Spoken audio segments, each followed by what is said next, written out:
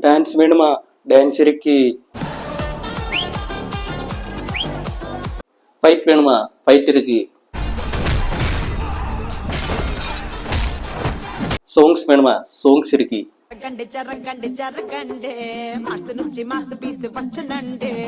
Emotional senti scene വേണമാ അതിരിക്കി കഥ വേണമാ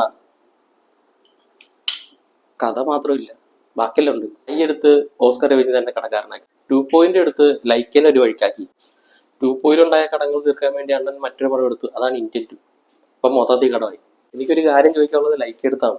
ഒരാൾ ഒരിക്കൽ കുഴിയിൽ വീഴാം, അത് സമ്മതിച്ചു എന്ന് പറഞ്ഞ് വീണ്ടും വീണ്ടും ചെന്ന് ആരെങ്കിലും കുഴിയിൽ വീഴോടി. അങ്ങനെ നമ്മുടെ ശങ്കർ സാറിന്റെ ഒടുവിലത്തെ ഇരയാണ് മിസ്റ്റർ ദിൽ രാജു. വേറെ ഏത് ഡയറക്ടർ എടുത്തതെങ്കിലും 100 കോടിയിൽ താഴെ ബഡ്ജറ്റ് വന്ന സിനിമ ശങ്കർ സാർ എടുത്ത് 450 കോടി ബഡ്ജറ്റ് കയറ്റി കൊടുത്തു. 5 പാട്ടിന് 75 കോടി. 450 കോടി മുടക്കിയ പ്രൊഡ്യൂസറിന് തിരികെ കിട്ടിയത് വെറും 150 കോടി. 200 കോടിയോളം നഷ്ടം. പാവം ദിൽരാജു. അങ്ങനെ ദിൽരാജുവിനിട്ട ശങ്കരണ്ണ പണ്ടിയ പണ്ണലാണ് ഗെയിം ചേഞ്ചർ. ഈ സിനിമയിൽ എല്ലാവർക്കും ഓരോ ഡിഫക്റ്റുകളുണ്ട്. ഉദാഹരണത്തിന് നമ്മുടെ കോമഡിയൻ സുനിലിന് സൈഡിലേക്ക് മാത്രമേ നടക്കാൻ പറ്റുള്ളൂ. അതുകൊണ്ട് തന്നെ പുള്ളിയുടെ പേര് സൈഡ് സത്യം എന്നാണ്.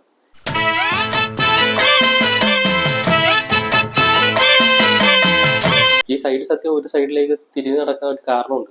അങ്ങനെ വെറുതെ ഒന്നും ഒരു കാരണമില്ലാതെ ശങ്കർ സാർ ഇങ്ങനത്തെ സീനൊന്നും വെക്കൂല. പുള്ളി ജനിച്ചപ്പോൾ പുള്ളിയുടെ അമ്മയുടെ വയറ്റിന് സൈഡ് തിരിഞ്ഞാണ് വന്നത്. അതുകൊണ്ടാണ് പുള്ളി സൈഡിലേക്ക് മാത്രം നടന്നത്. അടുത്ത ഡിഫക്റ്റ് നമ്മുടെ രാംജാന്റെ അമ്മയായിട്ട് അഭിനയിച്ച അഞ്ജലിക്കാണ്. പുള്ളിക്കാരിയാണെങ്കിൽ ഫുൾ ടൈം തെക്കോട്ട് നോക്കി നടക്കും, സുനിലാണെങ്കിൽ വടക്കോട്ടും. ഇവർ രണ്ടുപേരും കണ്ടുമുട്ടുന്ന ഒരു സീനുണ്ട്. എന്റെ പൊന്നോ, ചിരിച്ച് ചിരിച്ച് ചിരിച്ച് ഞാൻ ഒരു വഴിക്കായി. അടുത്ത ഡിഫക്റ്റ് നമ്മുടെ CM ആയിട്ട് അഭിനയിച്ചിരിക്കുന്ന ശ്രീകാന്തിന്. പുള്ളിക്കാണെങ്കിൽ hallucination, first stage of hallucination. അടുത്തത് നമ്മുടെ മോൻ രാംജാൻ. അവനാണെങ്കിൽ ഭൂലോക സൈക്കോ. നുള്ളിയതിനും പിച്ചതിനൊക്കെ പോയി വഴക്കുണ്ടാക്കുക, അവിടെ കിടന്നടി ഉണ്ടാക്കുക.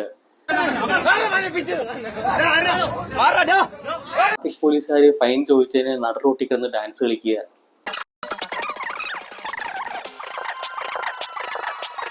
സ്റ്റേജിൽ കയറി മന്ത്രിമാരെ തല്ലുക. അങ്ങനെ ഓരോരോ മാനസിക രോഗങ്ങൾ. ഈ സിനിമ ഈ ഗെയിം ചേഞ്ചർ എന്ന് പേരിടുന്നതിനെക്കാട്ടി എന്തുകൊണ്ട് നല്ലത് പ്രൊഫഷൻ ചേഞ്ചർ എന്നിടുന്നതാണ് നല്ലത്.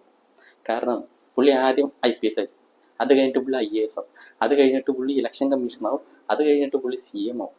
അങ്ങനെ മൊത്തം 4 പ്രൊഫഷൻ ഈ ഒറ്റപ്പടത്തിൽ പുള്ളി മാറുന്നു. മിഠായി എടുക്കൂ, ഞാൻ IPS ആയി. മിഠായി എടുക്കൂ, ഞാൻ IAS ആയി. മിഠായി എടുക്കൂ, ഞാൻ ഇലക്ഷൻ കമ്മീഷണർ ആയി. എടുക്കൂ, സ്വീറ്റ്സ് എടുക്കൂ, ഞാൻ CM ആയി. മറ്റൊരാളുടെ കാര്യം ഞാൻ പറയാൻ മറന്നുപോയി.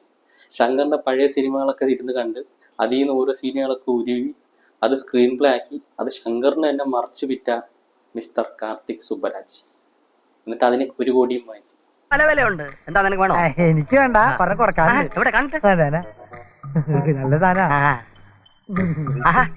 മുനിയാണ്ടി ചോദിച്ച അതേ മോഡൽ. ഇതിനെന്ത് വില വേണം? വിലയൊന്നും ഞാൻ പറയില്ല, ചേട്ടൻ സാധനം ചേട്ടൻ തന്നാ മതി. ലുട്ടാപ്പിക്ക് പരിപ്പോടെ വാങ്ങി 5000 രൂപ പോക്കറ്റ് ഇട്ടിട്ടുണ്ട്. തൽക്കാലം വെച്ചോ. ഈ നിമിഷം മുതൽ ഞാൻ ഇലക്ട്രോണിക്സ് മകളിലേക്ക് തിരിയാണ്. എന്നെ അനുഗ്രഹിക്കും ഗുരു. എല്ലാ അനുഗ്രഹങ്ങളും. നല്ല മോഡൽ, എന്റെ ഇരിക്കുന്ന അതേ മോഡൽ.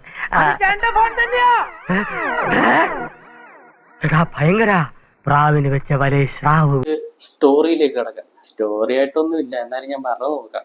നമ്മുടെ ആന്ധ്ര CM രാത്രി ഇന്ദ്രിയും സിനിമയും കണ്ട് കിടന്നുറങ്ങിയായിരുന്നു. അപ്പൊ പുള്ളിക്ക് എന്തോ ഒരു അസ്വസ്ഥത തോന്നി. വെള്ളം കുടിക്കാനായിട്ട് തിരിഞ്ഞു നോക്കിയപ്പോ അതേ മുന്നിൽ നിൽക്കുന്നു വാണി വിശ്വനാഥ്.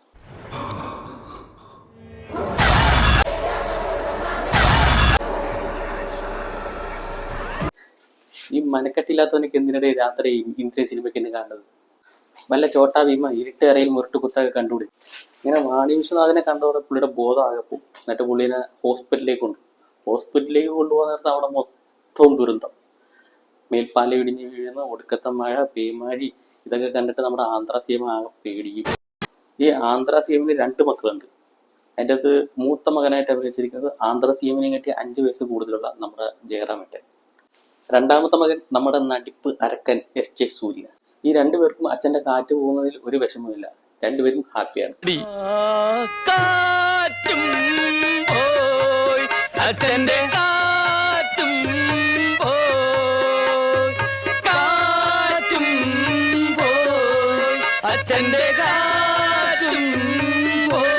അച്ഛൻ മരിച്ചിട്ടാണ് രണ്ടുപേരിൽ ഒരാൾക്ക് സി എം ആവാൻ. ജയറാമേട്ടൻ പറയുന്നത് ജയറാമേട്ടൻ സി എം ആവണം, എസ് ടി സൂര്യ സി എം ആവണം. അങ്ങനെ ഈ രണ്ട് പൊട്ടന്മാരെയും പറ്റിച്ചുകൊണ്ട് അച്ഛൻ തിരിച്ചു വരികയാണ് ജീവനോടെ. ഈ ആന്ധ്ര സി എം നീലകണ്ഠ പേടിച്ചോളെ പുള്ളി ഒരു നന്മമാരോ അതുവരെ ചെയ്തുകൊണ്ടിരുന്ന അഴിമതിയും എല്ലാം പുള്ളി നിർത്തും. എന്നിട്ട് പാർട്ടിക്കാരുടെ അടുത്ത് പറയും, ഇനി ആരും അഴിമതി ചെയ്ത് അങ്ങനെ ആരെങ്കിലും ചെയ്താൽ അവനെ ഞാൻ ഈ പാർട്ടിയിൽ നിന്ന് പുറത്താക്കും, അത് മകനായാലും ശരി. അതേസമയത്ത് മറ്റൊരിടത്ത് നമ്മുടെ അക്ഷയ് കുമാറും കുറച്ച് റൗഡികളും ചേർന്ന് ട്രെയിൻ നിർത്തുകയാണ്. എന്നിട്ട് ഇവന്മാരൊക്കെ ട്രെയിനിൽ വലിഞ്ഞു കയറും. ആ പാവപ്പെട്ട ഗുണ്ടിയുടെ അവസ്ഥ ആലോചിച്ചേക്ക്. അടുത്ത സ്റ്റേഷനിൽ അവൻ ടീറ്റർ പിടിക്കും, ഫൈൻ അടിക്കാൻ കാശിലേക്ക് കൊണ്ട് ജയിലിൽ വിടും. പിന്നെ അങ്ങോട്ട് പൊടി പറത്തുന്ന ഇടിയാണ്. അക്ഷയ് കുമാറിനെ കൂട്ടിട്ട് തൂത്തുവരടിക്കും.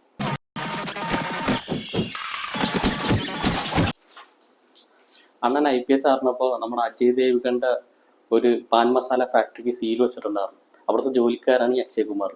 അതിന് പകരം ചോദിക്കാൻ വേണ്ടിയാണ് നമ്മുടെ അജയ് ദേവ്ഗൺ അക്ഷയ് കുമാറിനെയും ഫ്രണ്ട്സിനെയും പറഞ്ഞു വിട്ടിരിക്കുന്നത്. അടുത്തത് എന്തായിരിക്കും? പറയൂ, നിങ്ങൾക്കറിയാം, പറയൂ. നിങ്ങൾ ഉദ്ദേശിച്ച തന്നെ പറയൂ. അത് തന്നെ, അതെ, പാട്ട്.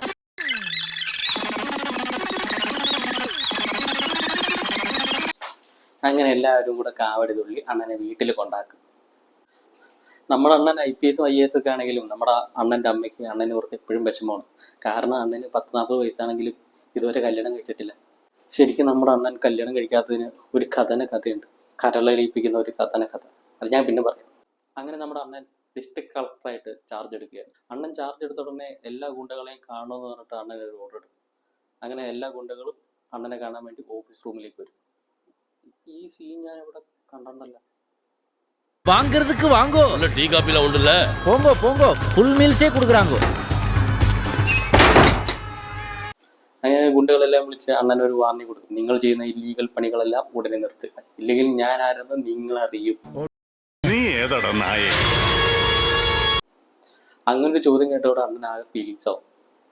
അണ്ണൻ എല്ലാത്തിനെയും പിടിച്ച് വണ്ടി കയറ്റി ഒരു ട്രിപ്പിന് നേരെ ഒരുത്തന്റെ ഗോഡൌണിലേക്ക് കയറി ചെല്ലും. എന്നിട്ട് അവിടെ മൊത്തം എലി ഉണ്ടാകുന്ന തേടി കിടക്കും. എന്തിനാണ് എലി ഉണ്ടാകുന്നത് തേടി കിടക്കുന്നത്? ആസ് പെർ അണ്ണന്റെ ലോജിക്ക് അനുസരിച്ച് ഗോഡൌൺ ആയ എലി വേണമല്ലോ. എലി എത്ര നോക്കിയിട്ടും കാണുന്നില്ല.